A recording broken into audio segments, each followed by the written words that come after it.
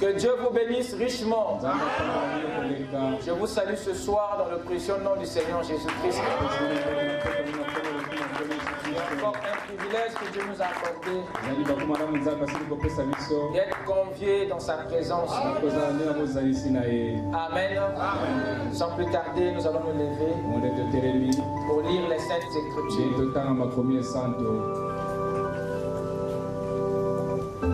Nous allons commencer dans le livre des Actes au chapitre 13. Le verset 16 à 19. Ensuite, nous irons dans le livre de la Genèse. Chapitre 17. Le verset 1 à 13.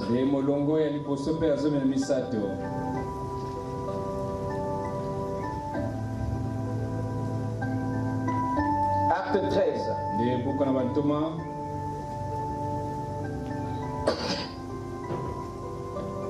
Commençons à partir du verset 16 jusqu'au verset 19.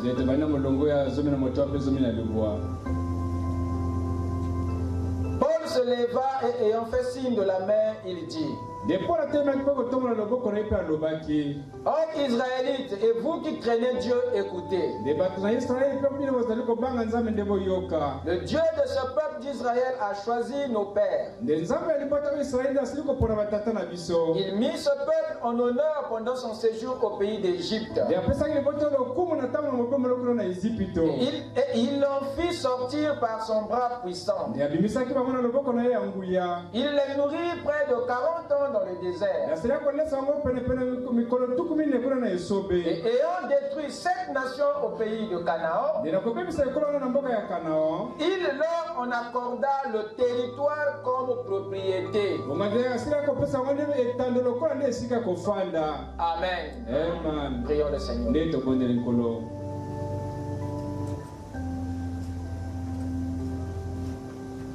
La victoire dans le sang. Alléluia.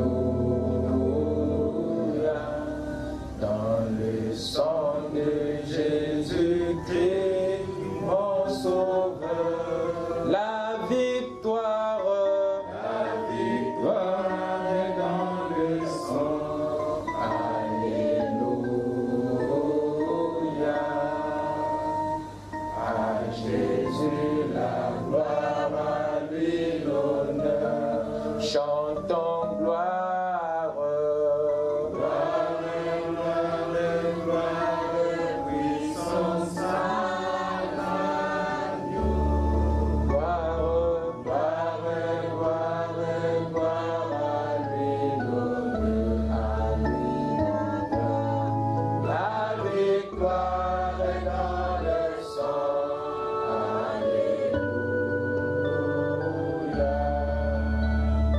À Jésus la gloire, à lui l'honneur. Seigneur notre Dieu,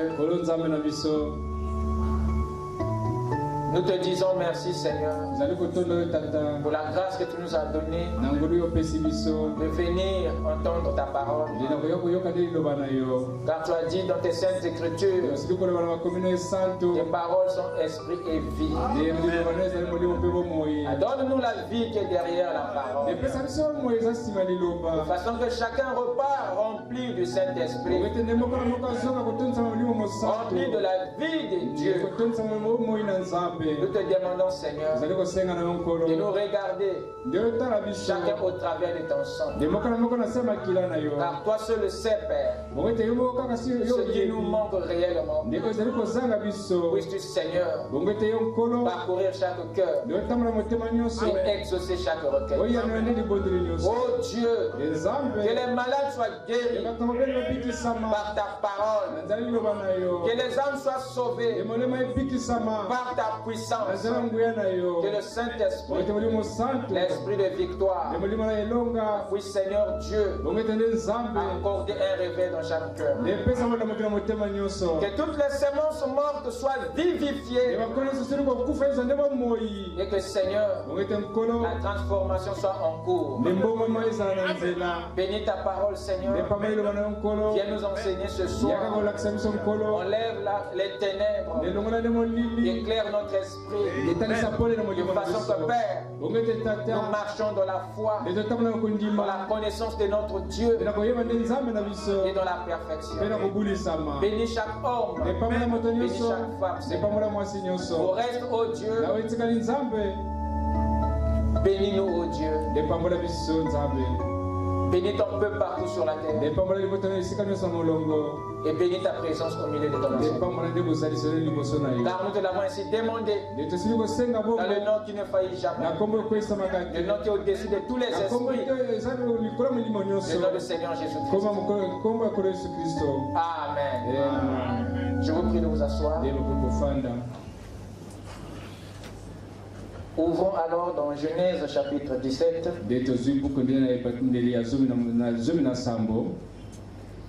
Lisons à partir du verset 1 jusqu'au verset 13. Lorsque Abraham fut âgé de 99 ans, l'Éternel apparut à Abraham et lui dit: Je suis le Dieu Tout-Puissant. Marche devant ma face et sois intègre.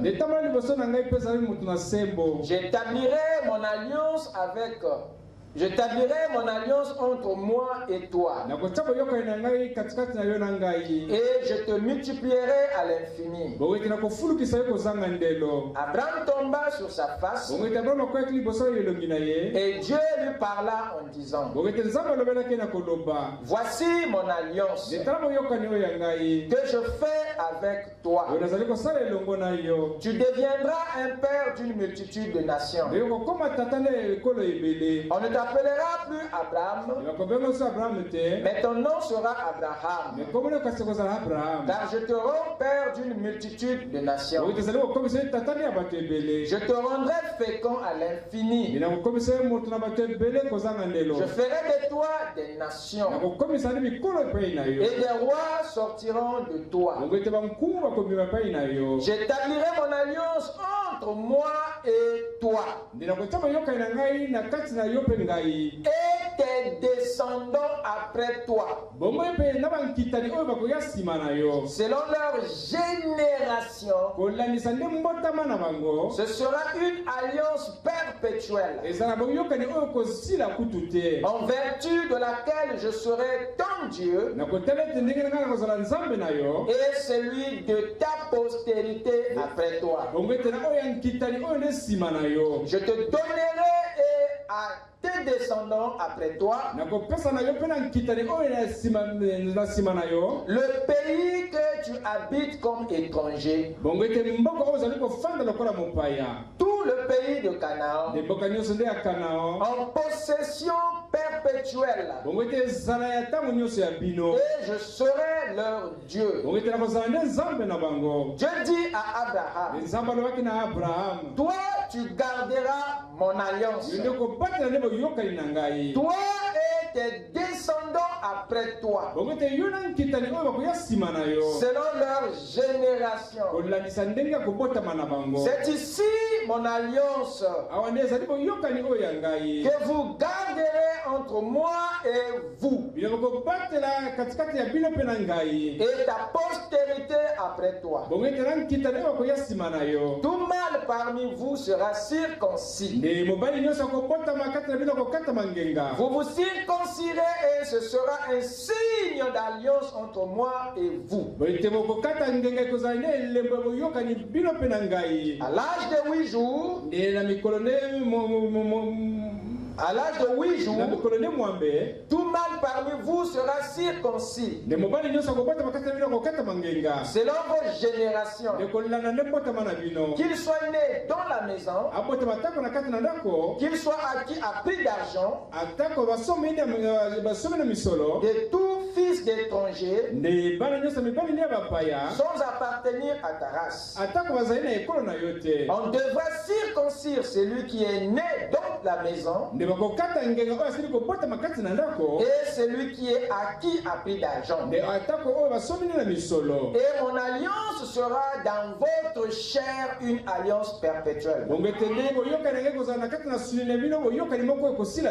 Que le Seigneur ajoute ses bénédictions à la lecture de sa parole. Amen. Amen. Ce soir, nous allons poursuivre notre étude sur les privilèges du royaume des cieux. Nous parlons sur le deuxième privilège du royaume. Le deuxième privilège du royaume. Le droit à la propriété. Amen. Amen. Depuis la semaine passée, nous sommes en train d'insister sur les moyens de possession. Les moyens de possession. Je vais continuer dans ce même volet. Parlons toujours des moyens par lequel posséder ce qui nous revient de droit. Et ce soir, si cela plaît à Dieu, je voulais un peu insister sur l'alliance. L'alliance. Amen. Amen. Amen. Avant d'aborder notre étude, j'aimerais commencer par une citation de Frère Branham, tirée dans la prédication Le Consolateur, prêché en 1961, le 10 janvier. Je l'ai encore sous la version anglaise. J'ai fouillé la version française, je n'ai pas vu.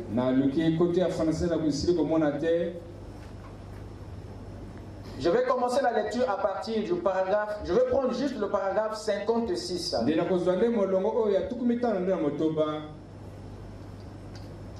Il dit ceci.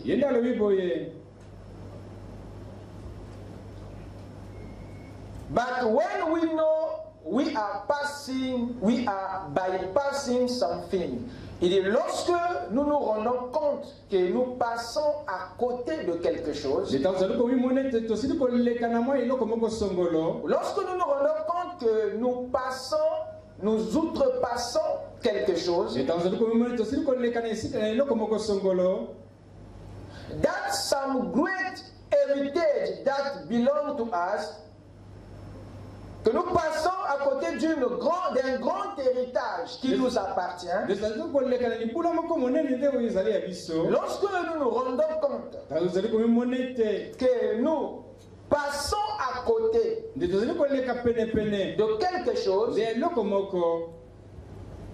quelque chose de grand, un grand héritage qui nous appartient, that we bypass it, que nous passons à côté, que nous manquons.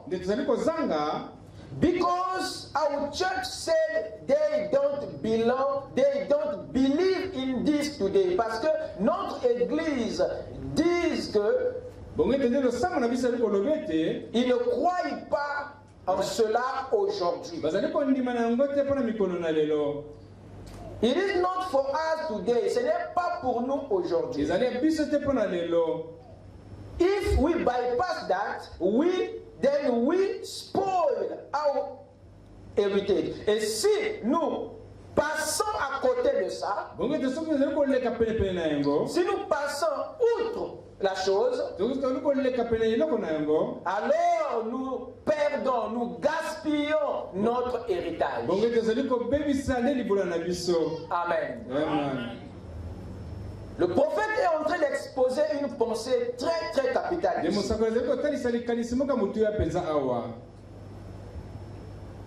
Il montre que lorsque nous passons à côté de notre héritage, de quelque chose de très important, qui nous revient des droits, et que nous loupons la chose, simplement parce que les gens ou l'église disent que nous ne croyons pas à cela, alors que cela nous concerne, il y a alors nous perdons notre héritage. Nous gaspillons ce qui nous revient de droit. C'est pour dire que il y a une tendance dans chaque âge. Il y a une attitude dans les individus qui les éloigne de leur héritage, qui les éloigne de leur bénédiction, qui les aveugle au sujet de leur possession. Mais nous savons une chose, qu'il y a plusieurs façons de passer à côté de son héritage. Il y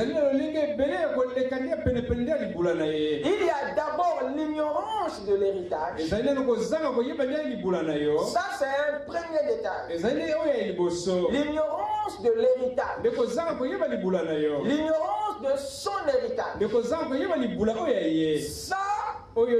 Ça peut t'éloigner. Ça peut te faire vivre loin de ton héritage. Le fait de ne pas savoir ton héritage, quel que tu es assis, quel est ton héritage dans la parole, quel est ton héritage dans le royaume, qu'est-ce qui te revient des droits. Amen.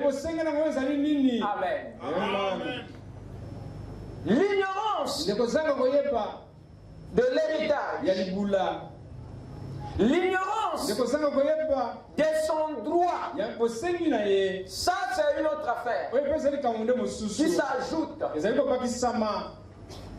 Ne pas connaître son héritage, c'est une chose. Ignorer aussi le droit que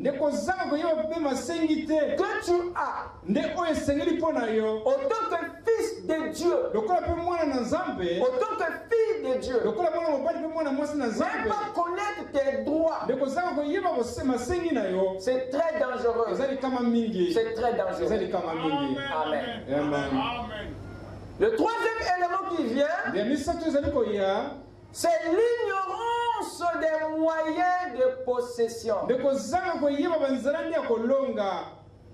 Lorsque tu connais ton héritage, lorsque tu connais ton droit, il est nécessaire d'ajouter à cela la maîtrise, la connaissance des moyens à utiliser pour prendre, pour jouir, pour saisir ce qui te revient de toi. Parce que tu peux pécher, dans ta façon de t'approcher. Amen. Amen. Tu peux fausser. Tu peux pécher. Rien que dans l'approche. Nous avons vu comment est-ce que Jacob a failli dans sa façon de procéder, dans la manière de prendre ce qui était à lui, selon le ciel. Il y a devant nous deux choses que j'aimerais que vous saisissez. La première, c'est l'objet à posséder. Chacun de vous a quelque chose dans son cœur qu'il tient à avoir, qu'il tient à posséder. Chacun de nous a un désir. Chacun de nous a un besoin. Je ne sais pas ce que c'est, mais tu as un objet que tu veux posséder. Ce n'est pas un péché. Désirer quelque chose. Vouloir quelque chose. S'attendre à quelque chose. Ce n'est pas un sacrilège. Penser obtenir quelque chose. Amen. Et le deuxième point, c'est le moyen de possession. Il y a l'objet à posséder et il y a le moyen de possession. Il y a l'objet à posséder et il y a le moyen de possession que la Bible nous fait connaître. Dernièrement, nous avons parlé de Matthieu 7, versets 7 à 11. Et là-dedans, nous avons vu les trois premières lois de possession que Jésus met en évidence. Il a parlé de demander, de chercher et de frapper. Voilà les trois premières lois mentionnées dans Matthieu 7, versets 7 à 11. Demandez et l'on vous donnera. Cherchez et vous trouverez. Frappez et l'on vous ouvrira. Celui qui demande reçoit. Celui qui cherche trouve. Celui qui frappe on l'ouvre. Amen. Amen. Trois moyens différents mais qui amènent à un même résultat. La possession. Il veut dire par là qu'il y a trois moyens. Et chaque moyen de possession est une loi d'acquisition dans la vie, dans le royaume. Celui qui veut posséder, il doit se servir soit de la première loi, soit de la deuxième, soit de la troisième.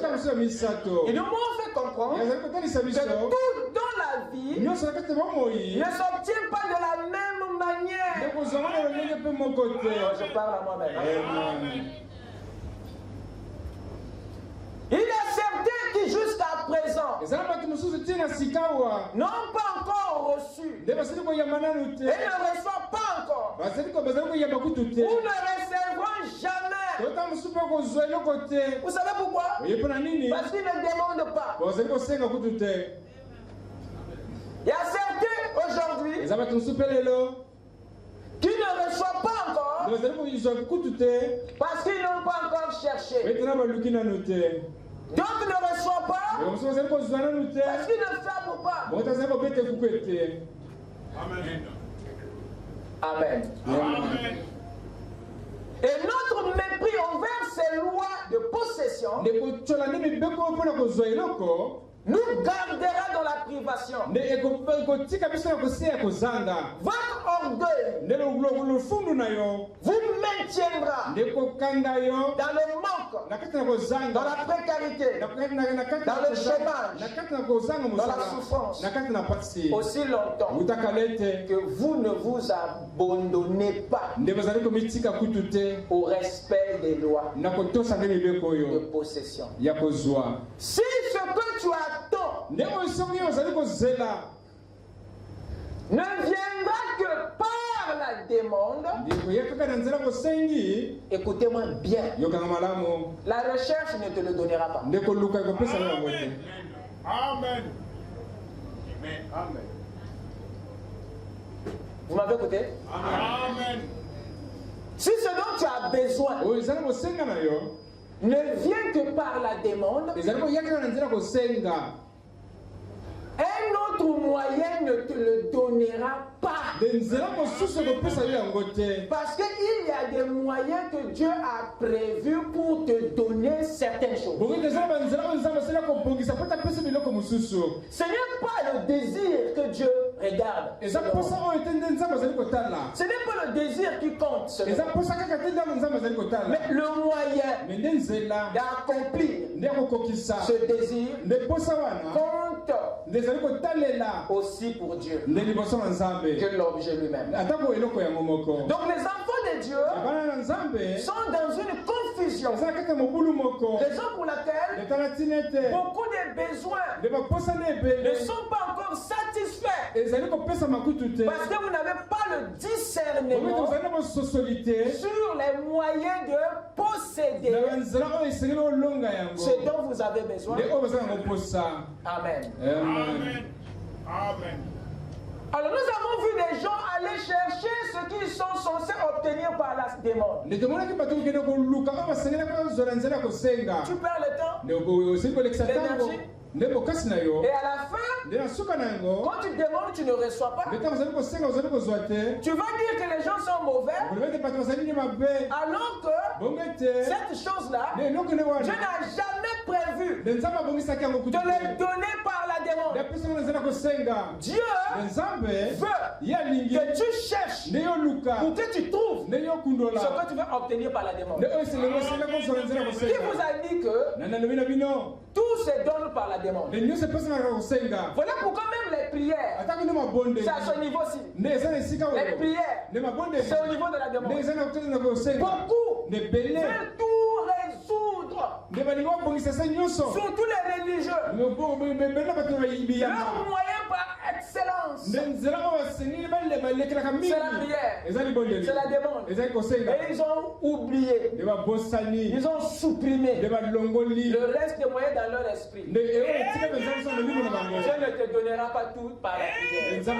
Dieu ne te donnera pas tout par la demande. Tu dois être révélé et savoir. Il faut connaître la volonté de Dieu sur le moyen de posséder. Qu'est-ce que Dieu, comment est-ce que Dieu a prévu me donner cette chose? Amen. Amen. Raison pour laquelle, si vous ne cherchez pas à comprendre, il y aura beaucoup de résultats qui vont traîner. Beaucoup de questions qui n'auront pas de réponse. Il y a de ces choses que Dieu vous donnera que par la recherche. Parce que la recherche brise la paresse quelque part. Il y a un caractère ici. Ce qui fait que les religions aujourd'hui sont assoiffées des miracles. Parce qu'il y a de sans effort dedans. Le miracle c'est quoi? Tu as déjà tout fait. Il te donne. Tu n'as pas fait un effort. Dites amen. Voilà pourquoi les miracles ne donnent pas le caractère. Et ceux qui aiment la facilité, veulent des miracles. Les pharisiens sont venus. Ils ont dit à Jésus, fais-nous un miracle. Jésus leur a donné une mauvaise réponse. Il dit que les miracles, c'est les méchants. Amen. Une génération méchante et adultère auront la passion, vont chercher, vont courir après les miracles. Donc les déjà tout fait. Parce que dans le miracle, c'est Dieu qui travaille, c'est pas toi. Mais pas dans la recherche. Ici là, voilà pourquoi les religieux ne veulent pas chercher, ne veulent pas frapper, parce que ça leur coûte leur orgueil, le travail.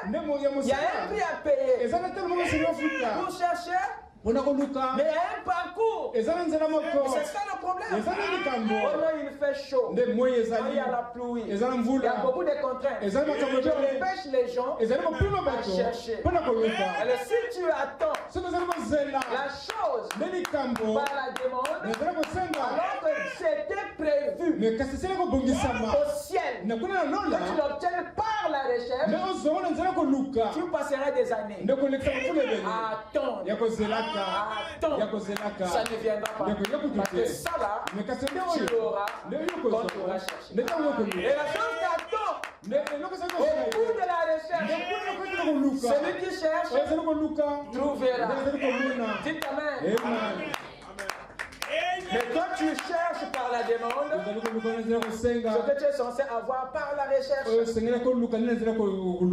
a des portes que tu es censé frapper. Peu importe la couleur. Si cette chose a été prévue, venir par là, un autre moyen ne te donnera rien. Raison pour laquelle il y a certains qui se sont retrouvés devant une seule porte. Tu as fermé le reste. Et on ouvre, et Dieu ouvre, que la porte où il ne veut pas prendre. Il ne veut pas prendre ce chemin. Mais il y a ce chemin qui est ouvert. Et il refuse d'avancer. Par l'orgueil, il refuse de frapper. Voilà pourquoi certains sont ce qu'ils sont. Ce n'est pas que Dieu n'a pas donné. La réponse existe déjà. Ça traîne même entre les mains des gens. Sauf que le frère ou la soeur ne veut pas aller, ne veut pas frapper. Il y a quelque chose qui t'empêche. C'est soit de l'ignorance, des moyens de possession. Amen. C'est soit ton orgueil. Quelque part. Amen. Et voilà comment est-ce que nous restons dans la religion, en croyant que tout ne viendra que de la même façon. Et ça, c'est les religieux qui voient ça comme ça. Alors à cette liste, les trois moyens de possession s'ajoutent trois autres moyens, trois autres lois. Nous pouvons parler de l'alliance, nous pouvons parler de la sagesse, et nous pouvons parler de la foi, qui est une vision. Voyez-vous, tout ça, ce sont des moyens d'acquisition, des moyens de possession. Et vous devez les connaître de façon que tu sois libre et que tu sois éclairé, de façon que lorsque tu amorces un moyen, lorsque tu actives une loi et que ça ne marche pas, tu passes à une autre. Est-ce que quelqu'un m'écoute? Amen. Au lieu de rester là, à traîner, à souffrir, active une autre loi et va de l'avant. Amen. Amen. Si vous voyez quelqu'un dans la vie vivre dans l'abondance, dans la plénitude, dans la prospérité, dans le bien-être physique, matériel ou spirituel, ne l'enviez pas, ne le jalousez pas, ne le haïssez pas, ne l'insultez pas, car vous ne savez pas quelle est la loi qu'il a activée pour avoir ces choses. Le type a parfois demandé, voilà pourquoi il a reçu. Le type parfois il a cherché, voilà pourquoi il a trouvé. Il a parfois frappé, voilà pourquoi la porte lui a été ouverte. Il a parfois reconnu une alliance. Il a parfois conclu une alliance. Il a parfois fait preuve d'une sagesse. Il a parfois cru en une chose, en une vision. Voilà pourquoi il a ce qu'il a. Et toi, tu ne le sais pas. Et tu vas insulter un type auquel tu ne sais pas les lois qu'il a activées. Et tu te mettras à l'insulter. Non. Il y a des choses que vous attribuez aux sectes. À la sorcellerie, à la magie. Il y a des choses, il y a des avoirs des gens que vous attribuez à la magie, aux sectes, à la sorcellerie, alors que le gars a parfois activé une loi de possession. Je parle à quelque chose. C'est quoi votre affaire? Il faut d'abord étudier les moyens de possession et applique-toi-y. Pas ceux que vous voyez qui possèdent. Ils ont simplement été respectueux. Ils ont simplement été assidus. Ils ont eu de la considération, du respect envers les lois des dieux pour posséder, pour acquérir ce qu'ils désirent. Mais toi, tu désires, mais tu ne possèdes pas. Alors que tu peux étudier les moyens d'acquisition au lieu d'aller accuser les autres de francs-maçons, de sorciers, d'histoires. As-tu demandé comment est-ce qu'ils ont fait avant de le dire? Et c'est les religieux, c'est les chrétiens qui sont dans ces superstitions. Ils pensent qu'il y a qu'un diable qui fait ça. Donc Dieu qui a établi ces lois, dit Amen. Mais ce que l'autre a, Dieu peut te les donner par les lois. Je parle à quelqu'un. Un fils du royaume ne peut pas être envieux. Parce qu'il connaît les lois d'acquisition. Quand il voit quelqu'un, il sait tout don excellent et parfait vient de qui? De Dieu. Alors il va aller apprécier son frère, peu importe ce qu'il est. Il va dire que Dieu te bénisse. Tu es béni. Certainement, tu as utilisé les lois. Voilà pourquoi tu es rempli. Il y a la demande. Il y a la recherche. Il y a la frappe. Il y a l'alliance. Il y a la sagesse. Il y a la foi ou la vision. Toi tu as quoi? Qu'est-ce que tu sais? Qu'est-ce que tu utilises? Pourquoi tu n'as rien? Il y a un problème. Il y a un problème. Il y a un problème. Je veux que tu te réveilles ce soir. Que Dieu te bénisse.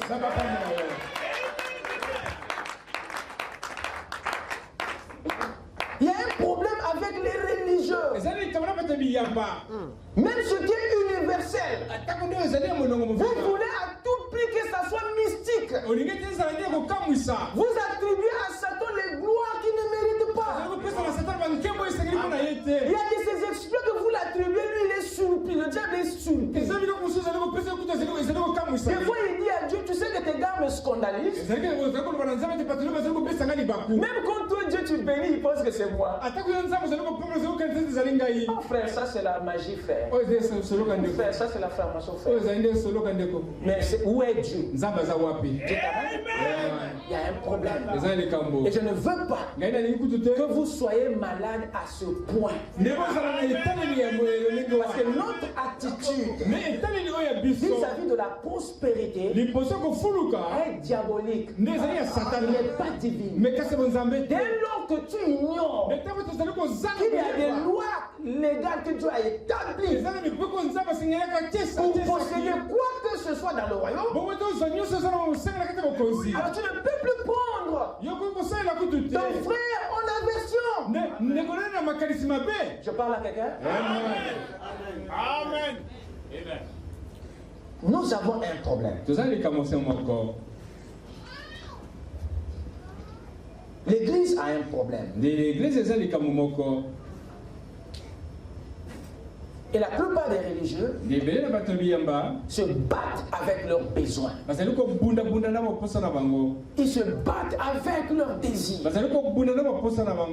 Ne sachant pas comment obtenir ce qu'ils désirent. Et dès qu'ils voient quelqu'un qui a ce qu'il cherche, mais qui ne trouve pas, au lieu d'aller demander, il se met à attaquer. Oh ça là, oh c'est rien ça. Quand le mien va venir, ça va dépasser pour nous. Oh enfant, il ne sait pas comment faire pour avoir ça. Au lieu de s'humilier, non. Amen, amen. Quelqu'un m'écoute? Amen. Et quand vous le sondez, tu te rendras compte qu'il a une grande confusion sur les lois. Il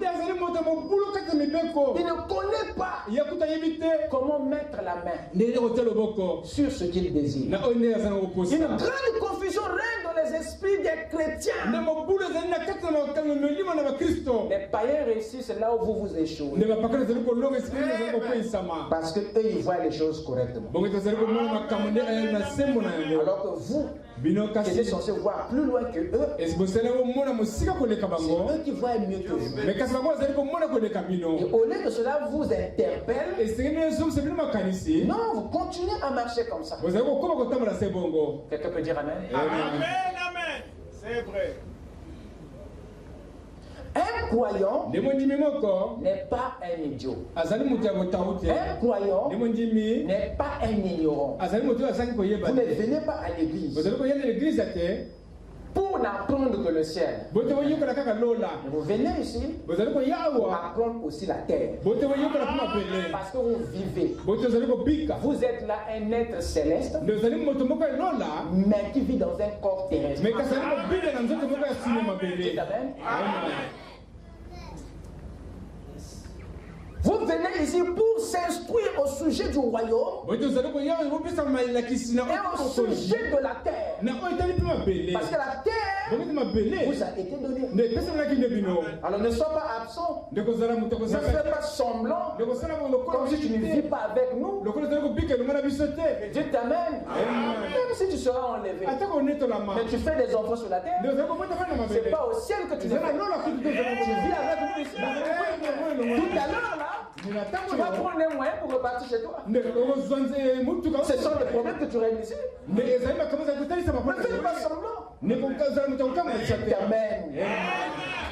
Et ces moyens, Dieu ne nous a révélés pour résoudre nos problèmes temporaires, pour résoudre nos problèmes sur la terre. Amen.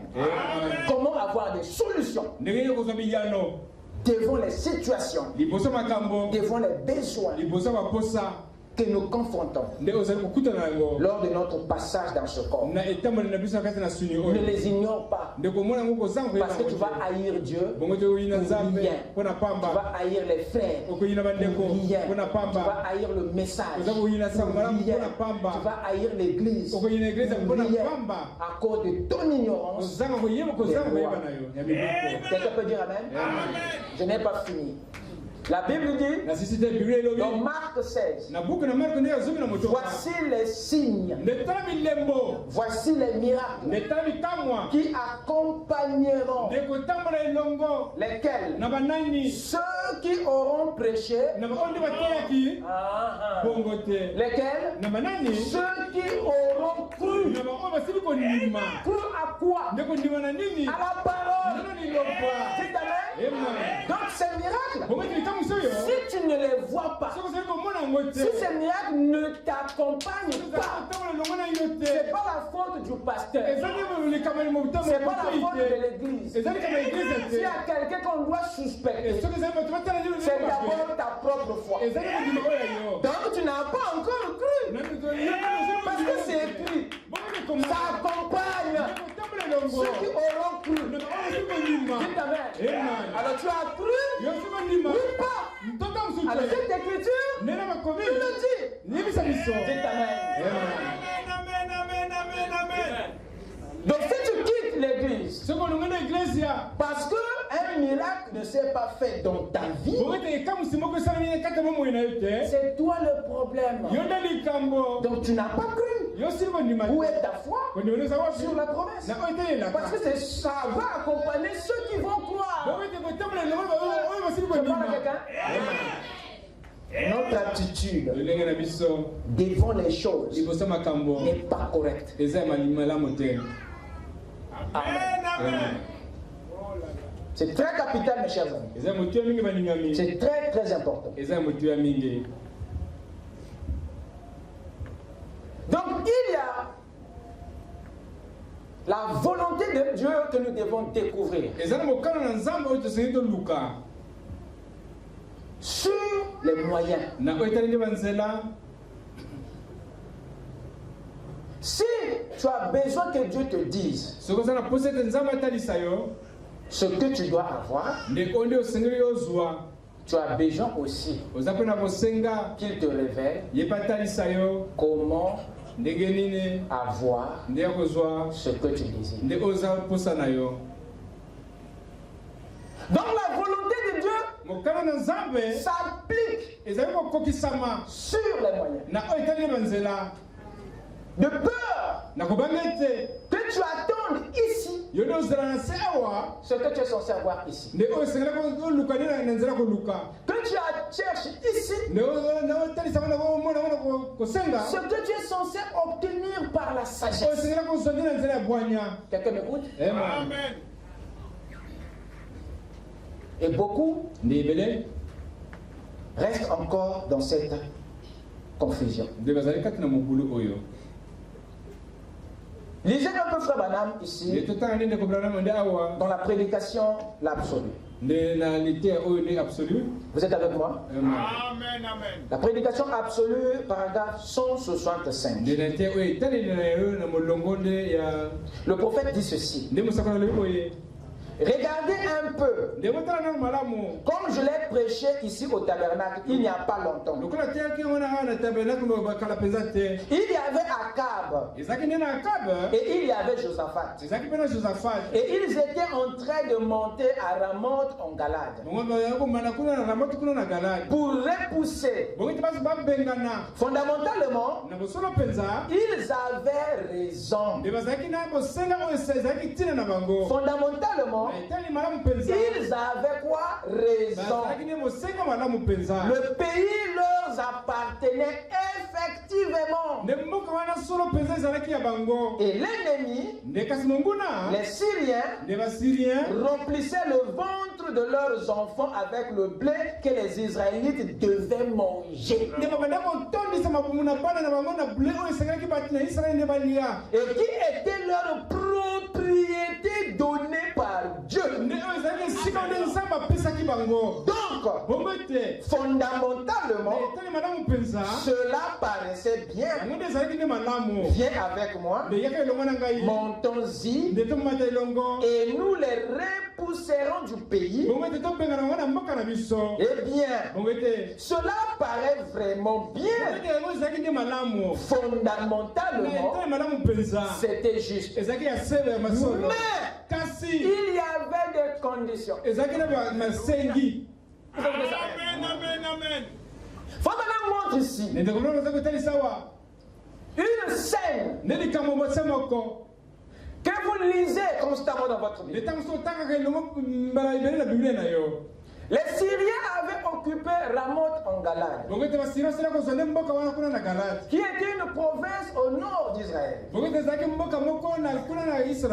cette partie de la terre revenait à Israël. Il n'y avait pas un débat. Fondamentalement, cette partie de terre les revenait de droit. Mais c'était sous le contrôle de l'étranger. Et un matin, Akab décide d'aller récupérer ce qui lui revient de droit. Mais, le bonhomme lui dit ici, bien que c'était bien, ils avaient raison d'aller prendre ce qui leur appartient. Il dit, mais il y avait des conditions. C'est-à-dire, il y avait une manière pour aller prendre ce que tu déclares être pour toi. Il y a une façon. Et c'est cette bonne manière de récupérer ce qui revenait de droit à Israël que Akab n'a pas connu. Et il est mort parce qu'il ne s'est pas soucié à connaître la voie légale pour récupérer ce qui lui revient. Il n'est pas mort à cause de Ramoth en Galade. Akab est mort pour avoir ignoré, méprisé la bonne manière pour récupérer ce qui lui revient. Et il y a beaucoup de cadavres spirituels qui meurent juste là. C'est pas la chose que tu désires qui te tue, mais c'est la façon d'atteindre. C'est ça qui t'abat. Dites amen. Et ça, c'est une notion vitale que beaucoup de soi-disant enfants de Dieu bypass. Akab était un hébreu. Il était un juif. Et il avait la Torah. Mais la corruption, la cupidité, l'aveuglé sur le moyen légal de récupération. Voilà pourquoi vous devez chercher toujours à connaître ce que je désire. C'est bien. Mais de quelle façon dois-je l'avoir? Même la femme que tu as, il y a aussi une façon d'approche. Tu l'as eu comment? Ce que tu as, tu l'as eu comment? Il y a de bonnes questions sur ça. Parce que Dieu est strict sur les moyens. Alors, vous remarquerez que beaucoup de fléaux nous tombent dessus à cause de la procédure. Dieu ne te condamnera pas pour avoir désiré, mais il te condamnera parce que le moyen que tu as utilisé pour satisfaire ton désir n'est pas légal. Quelqu'un m'écoute? Et voilà, Akab a eu des problèmes. Et Josaphat a été convaincu de le suivre parce qu'il y avait des preuves que le lopin de terre leur revenait des droits. C'était ça en fait. Josaphat, quand il regarde, dit mais oui, tu as raison. Oui, ça te revient, oui. Amen. Mais Dieu devait les instruire. Devait les instruire. Comment vous allez le récupérer? Parce qu'il y a des gens qui sont assis dessus. Faites attention. Amen. Écoutez ce qu'il ajoute encore quelque part.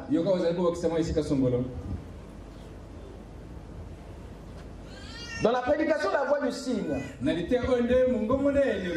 paragraphe 185 à 186. Et il a a dit, remonte en Galade. Maintenant, regardez bien ceci. Combien cela peut être vrai? Il a dit, remonte en Galade. Là-haut nous appartient. Là-haut, cette partie du territoire qui se trouve au nord nous appartient. Lorsque Josué faisait le partage des territoires, il avait donné cela à Israël. Et les Philistins, les païens, étaient venus et leur avaient arraché ce territoire. Cela nous appartient. Maintenant, regardez bien comment les gens peuvent avoir fondamentalement raison, mais passer à côté de la chose. En fait, ce territoire appartenait bien à Israël. Mais mes frères, pour toutes les promesses de Dieu, il y a des conditions. Vous écoutez ça? Voyez-vous? Allez-y avec moi dans la prédication, essayez de rendre un service. Prêché en 1965. Le 18 du 7e mois.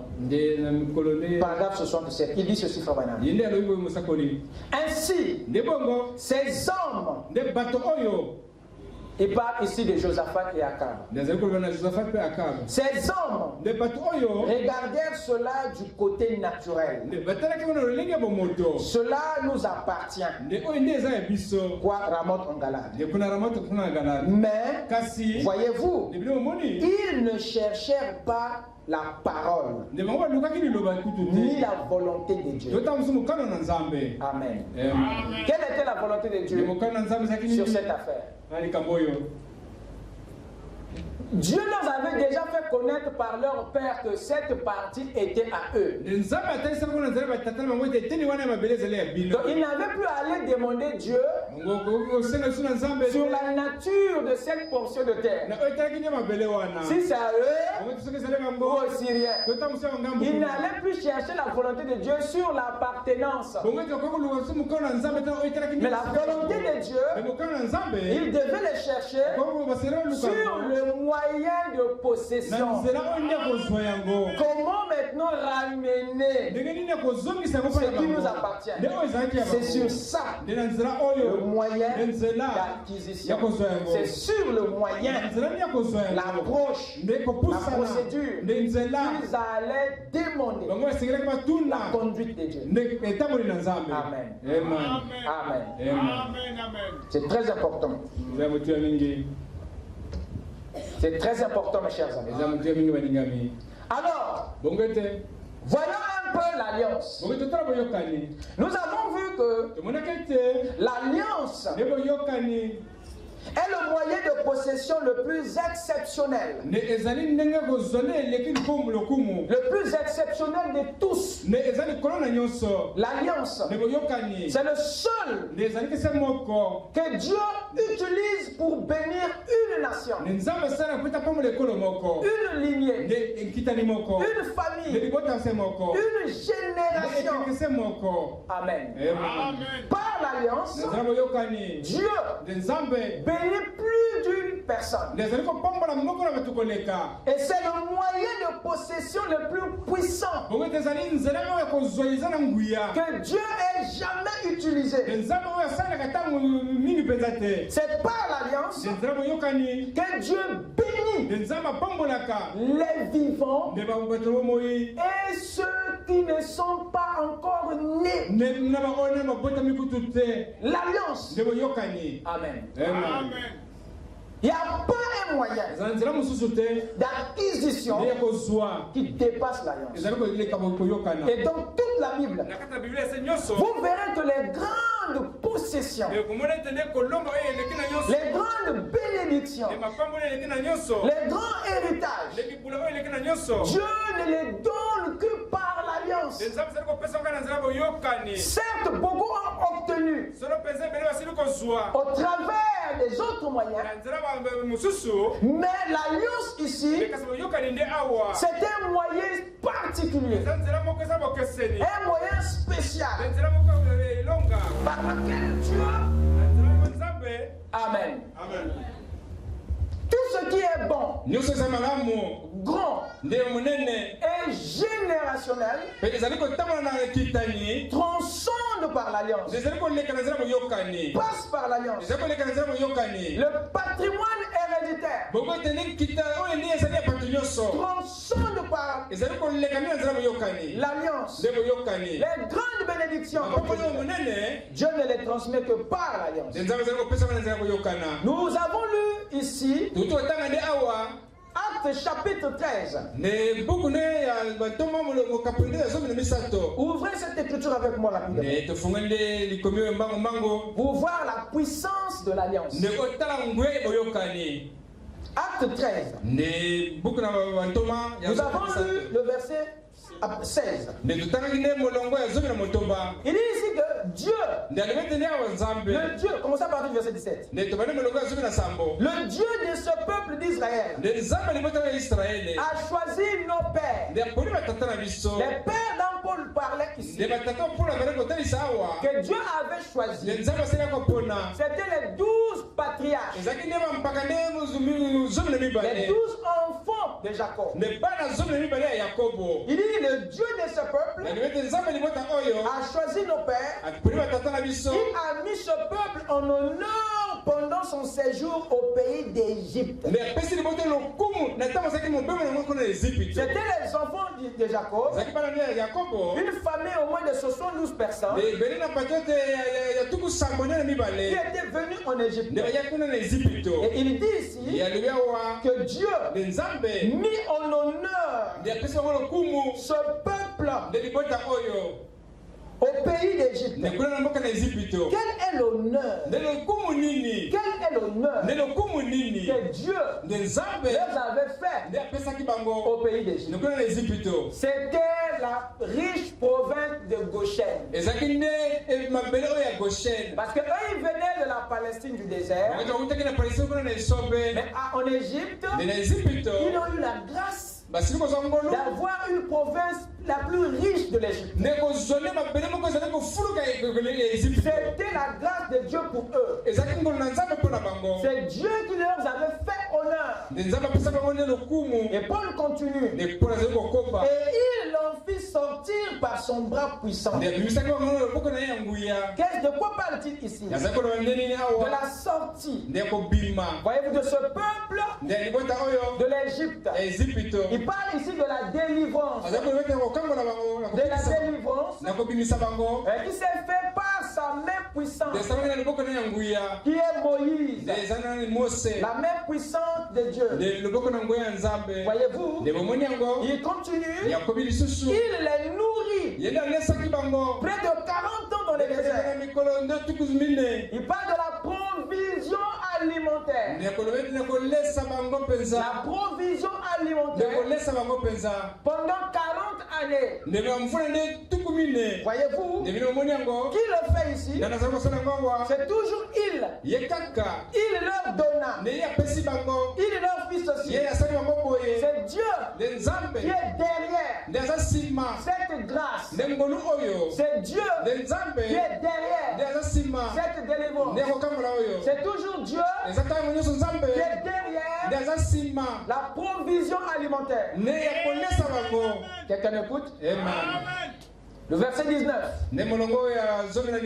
Ayant détruit 7 nations au pays de Canaan, il leur accorda le territoire comme propriété. La victoire d'Israël sur 7 nations. Et ensuite, il vient la propriété. La possession de Canaan. Amen. D'où venaient toutes ces choses? Est-ce que ces choses choses venaient de la demande. Non, il n'avait pas demandé. Mais ça venait d'une alliance. Dieu pouvait les laisser. Dieu pouvait les oublier. Mais l'alliance a contraint Dieu. Que ce peuple soit bon ou mauvais. Mais l'alliance avait prévu certaines bénédictions pour toi. Ça ne dépend pas de ce que tu es. Tu t'amènes? Mais il y a des choses que Dieu avait déjà promis. Dans l'alliance qu'il lie avec toi. Voilà pourquoi tu ne prieras pas. Tu ne chercheras pas. Tu ne frapperas pas. Et Dieu ne te demandera pas la sagesse. Il ne te demandera même pas la foi. Pour les choses qui font partie déjà de ton alliance. Je croyais que tu allais dire la Il me semble que tu n'as aucune alliance. Hein? On dirait que je parle à des gens qui n'ont aucune alliance.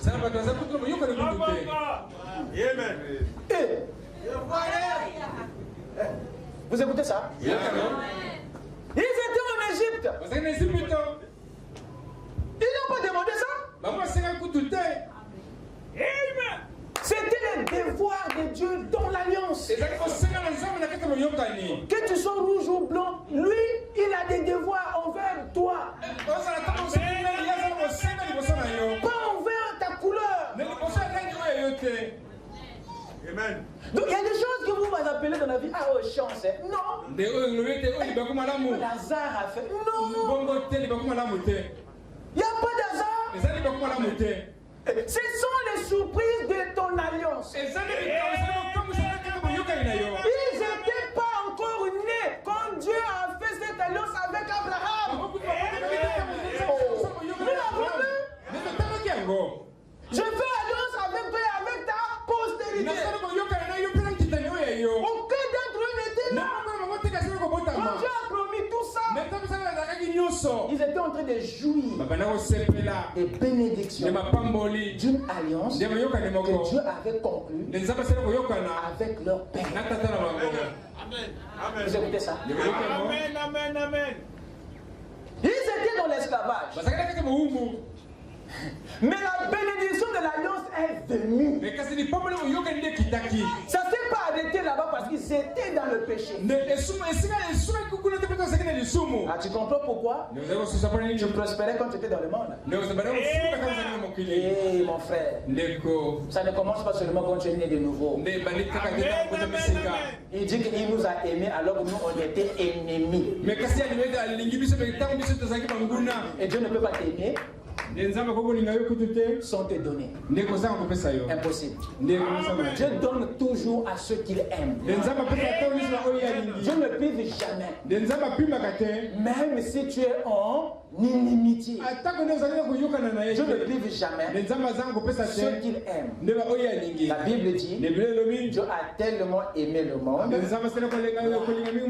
qu'il a donné. Mais le monde qu'il a aimé, c'est comment? Dans quel état? Mais ça ne l'a pas empêché de donner Christ. Dieu quand même. À un monde ténébreux. Mais l'important, la grâce du monde, c'est le fait que Dieu les a aimés. Comme Dieu a aimé, il est pris au piège de donner. Amen. Je suis ici pour te dire, Dieu t'avait aimé avant que tu ne viennes. Dieu t'aime. Raison pour laquelle tu as ramassé toutes ces opportunités, même quand tu étais dans le péché. Tout ce que tu appelais ta chance, opportunité, histoire, c'était les faveurs, les privilèges. C'est son amour pour toi. C'était les bénédictions de cette alliance. Il le lie avec toi. Il ne regarde pas ta condition. Je veux entendre la main.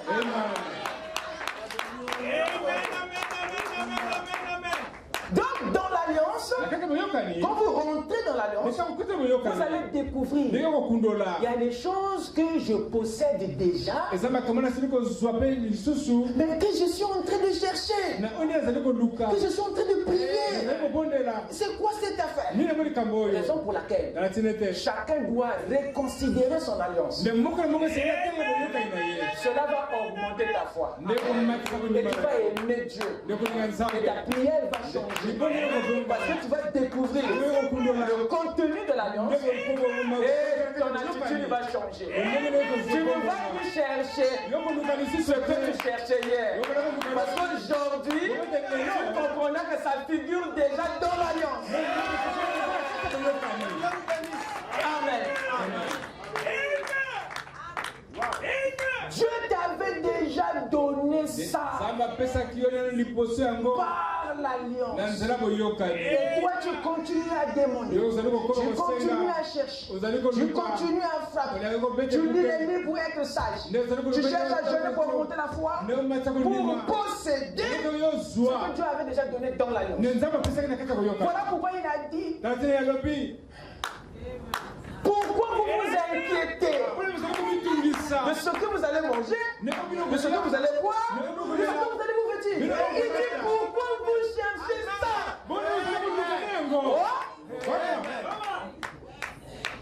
On va arriver.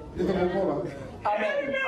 Si le Seigneur a réprimandé les gens ces jours-là, c'est parce qu'ils n'avaient aucune révélation des devoirs de Dieu dans l'alliance. Jésus était scandalisé de voir ses enfants qui cherchent les éléments de base qui figurent déjà. Il dit: ne cherchez pas. Le Seigneur nous a appris. Il y a des choses qu'on ne doit pas chercher, qu'on ne doit pas demander. Mais il faut connaître si ça figure dans ton alliance ou pas. Pourquoi tu ne le demandes pas?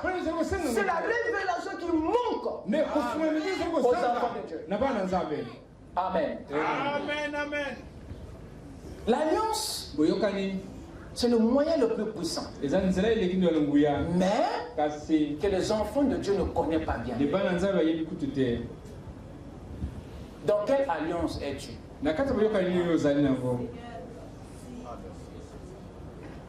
Dans quelle alliance tu évolues? Est-ce que tu en as même? Tu vois, ce sont des questions. Si tu en as, oui. Quels sont les termes de cette alliance? Tu te rendras que, non, mon comportement montre que, je ne crois pas à cette alliance, je n'aime pas cette alliance. Notre attitude dévoile que nous ne croyons pas à l'alliance qui existe. Notre attitude montre que nous sommes aveugles. Et lorsque nous découvrirons le contenu de votre alliance, ça va changer. Ça va changer. Ça va changer. Ça va changer. Même ta foi, tu vas le réserver pour ce que tu n'as pas. Ce qui ne figure pas dans l'alliance. Mais ce qui figure déjà, tu utiliseras ta foi. Ce qui ne figure pas ici. Amen. Amen. Amen. C'est très capital, mes chers amis. Notre possession ne se trouve pas dans le budget de l'État. Notre possession se trouve dans le budget de Dieu. L'alliance. Voilà là où ça figure. Et Paul, au travers de ceci, montre que la terre de Canaan leur était donnée comme propriété. Et eux pouvaient penser qu'ils avaient fait quelque chose. Mais cette propriétaire vient de l'alliance. C'était déjà écrit dans l'alliance entre Dieu et leur père Abraham. Il n'y a aucun endroit où ils ont réclamé une terre. Même Abraham n'a jamais demandé une terre à Dieu.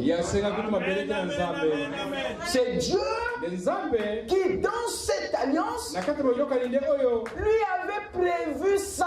Il ne l'avait pas demandé. Donc, quand il quitte l'Égypte pour aller en Palestine, ce n'est pas une requête issue de la prière.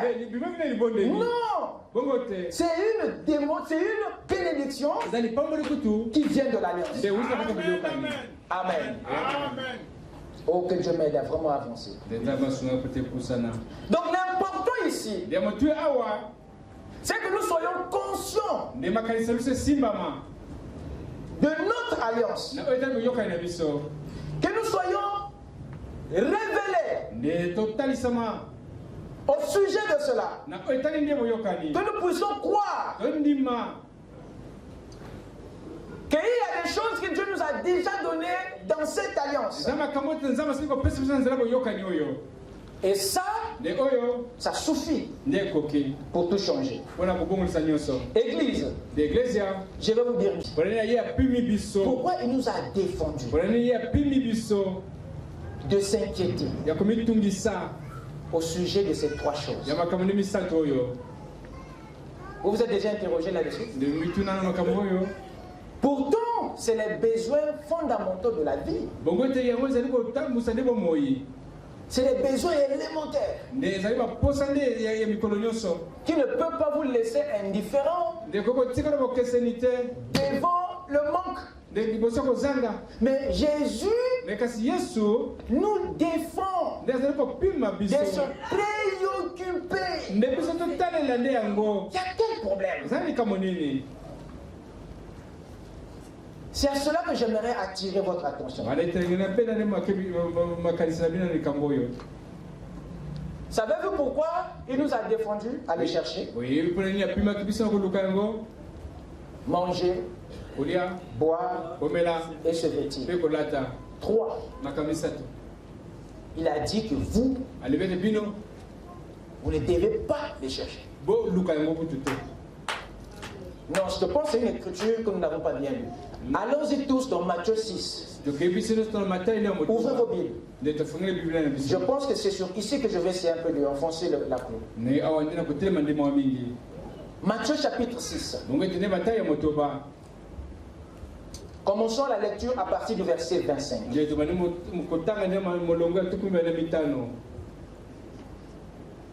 C'est pourquoi je vous dis, ne vous inquiétez pas pour votre vie, de ce que vous mangerez, ni pour votre corps, de quoi vous serez vêtus. La vie n'est-elle pas plus que la nourriture, le corps plus que le vêtement? Regardez les oiseaux du ciel. Ils ne sèment ni ne moissonnent, et ils n'amassent rien dans les greniers. Et votre Père céleste les nourrit. Ne valez-vous pas beaucoup plus que eux? Qui de vous, par ses inquiétudes, peut ajouter une coudée à la durée de sa vie? Et pourquoi vous inquiétez au sujet du vêtement? Considérez comment croissent les lys des champs. Ils ne travaillent ni ne file.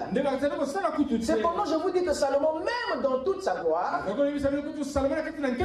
pas été vêtu comme l'un d'eux. Si Dieu revêt ainsi l'herbe des champs, qui existe aujourd'hui et qui demain sera jeté au four, ne vous vêtira-t-il pas au plus forte raison, gens de peu de foi? Ne vous inquiétez donc point. Voyez-vous, il n'a pas dit Ne vous inquiétez donc pas. Lorsqu'il dit point, ça veut dire qu'il n'y a plus de débat. Oh, il se pourrait que point. Ça veut dire que quand tu dis point là, il ne veut pas que tu raisonnes. Quand tu dis point, il ne veut pas que tu amènes d'autres propositions. Le point annule tes propositions. Le point annule tes suggestions. Le point annule ton raisonnement. Point, tu commences par une lettre majuscule. Tu reviens à la ligne, tu reviens. Vous comprenez? Il dit, ne vous inquiétez donc au point. Et ne dites pas, que mangerons-nous? Que boirons-nous? De quoi serons-nous vêtus? Il dit, car toutes ces choses, quelles choses? Manger, boire, se vêtir. Il dit, car toutes ces choses, il dit, ce sont les païens qui les recherchent. Pas vous. Pas vous. Mais c'est les païens. Vous savez pourquoi ils doivent les chercher? Parce qu'ils n'ont pas d'alliance avec lui. Mais vous ne devez pas. Parce que ça figure déjà dans l'alliance qu'il a liée avec vous. Ça fait partie de sa responsabilité.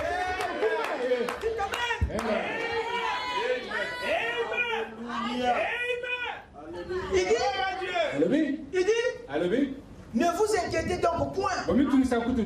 Et ne dites pas, que mangerons-nous? Que boirons-nous? De quoi serons-nous vêtus?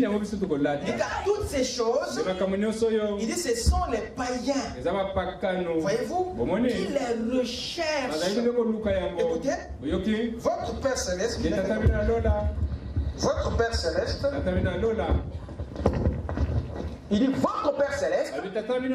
sait que vous en avez besoin. Il sait, mais il ne veut pas que vous en cherchez. Il ne veut pas que vous en parlez, parce que c'est son devoir. Amen. C'est sa responsabilité dans cette alliance. Je vais terminer. Dieu est dans cette alliance, c'est lui qui pourvoit à ces choses. Il est le Jéhovah Jireh de tous ceux qui sont dans le royaume, de tous ceux qui sont dans l'alliance. Il est responsable de ces choses. Donc, comme ça figure déjà dans l'alliance, il ne veut pas que vous les cherchiez parce que vous le rendez inutile. Vous portez atteinte à sa responsabilité. Ces trois besoins fondamentaux n'étaient pas cités par Jésus au hasard. Vous écoutez ça? Ce n'était pas au hasard que cela était cité.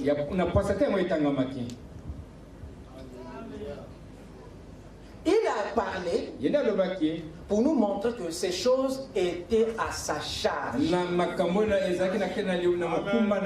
Ces choses font partie des privilèges, sont partie de vos possessions. Ça revient à lui. Ils font partie des avantages de l'alliance de Golgotha. Savez-vous qu'est-ce qui s'est passé à Golgotha? Accordez-moi 5 minutes. Il y a 3 actes prophétiques. 3 actes symboliques qui s'étaient produits à la croix, mais que les gens n'ont pas vu, n'ont pas compris, n'ont pas saisi. Mais ces actes étaient le symbole d'un grand message, d'une grande prophétie, d'un grand enseignement. Qu'est-ce que c'était? À la croix, retenez bien, à la croix, Christ n'avait pas mangé. Ça c'est un. À la croix, Christ n'avait pas bu. À la croix, Christ n'avait pas de vêtements. Vous savez, vous pensez que c'était un hasard? Est-ce que vous pensez que c'était au hasard? Ces trois choses, le monde n'a pas compris ça à la croix.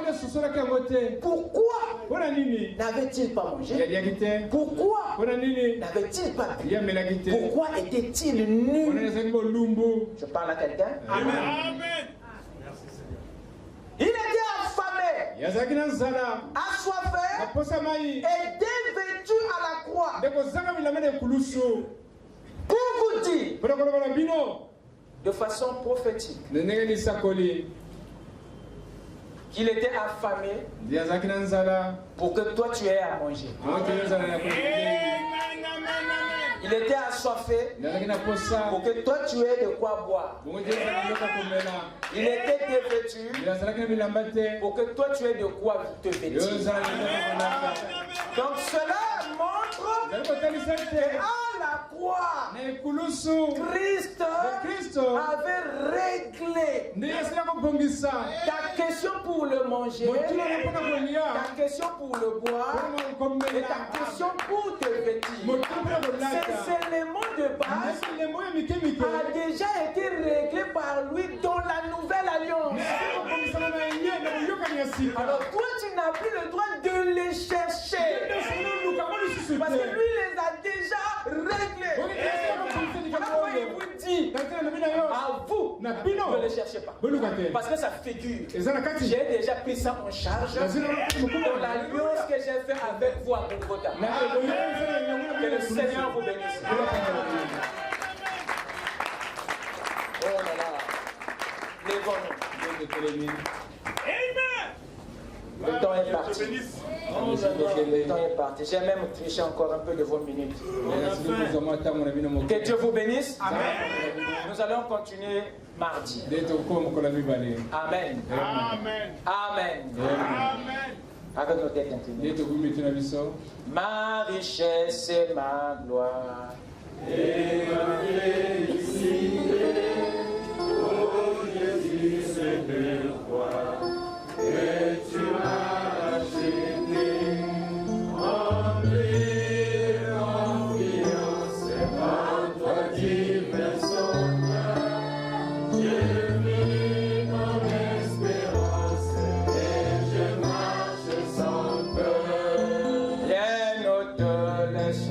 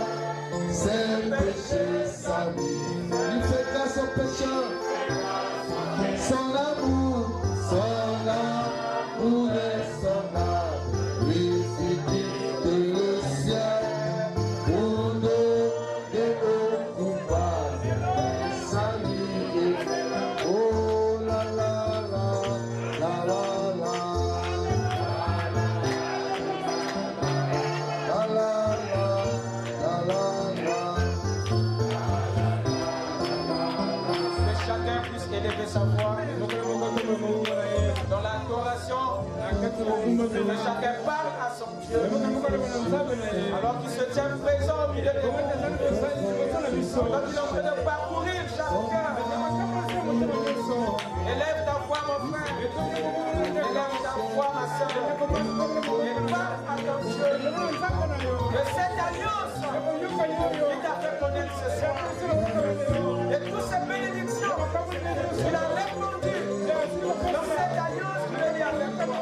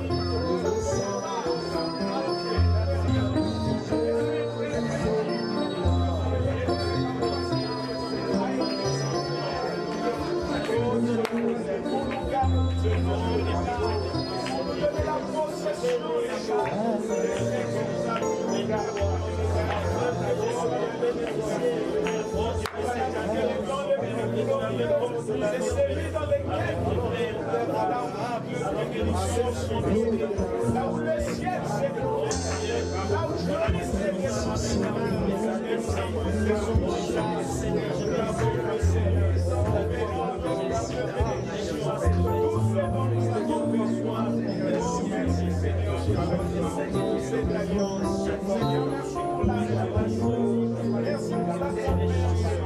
la parole est Dieu.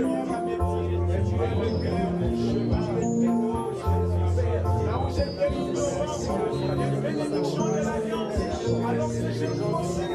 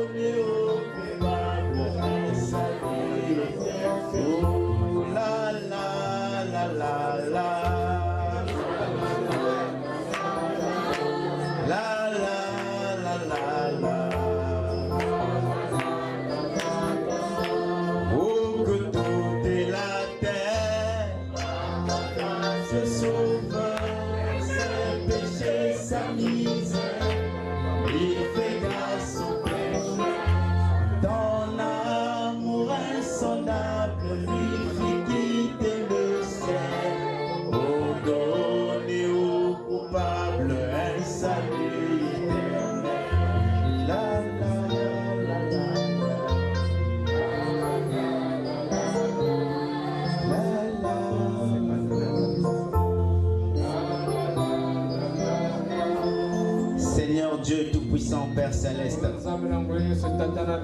toi qui habites dans les dimensions les plus élevées, oh Dieu, nous sommes remplis ce soir, Seigneur, par ta puissance que tu viens de déverser, oh Dieu, au travers des bénédictions de ta parole, Père, au sujet de cette notion des moyens de possession, Seigneur.